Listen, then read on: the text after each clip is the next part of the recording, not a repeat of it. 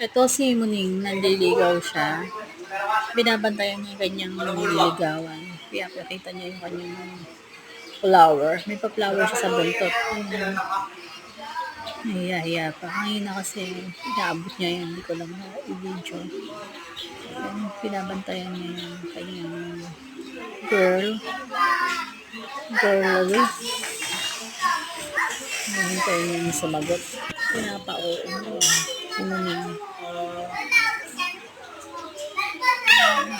Bantay siya. Pinakita na naman niya yung flower sa buntot niya.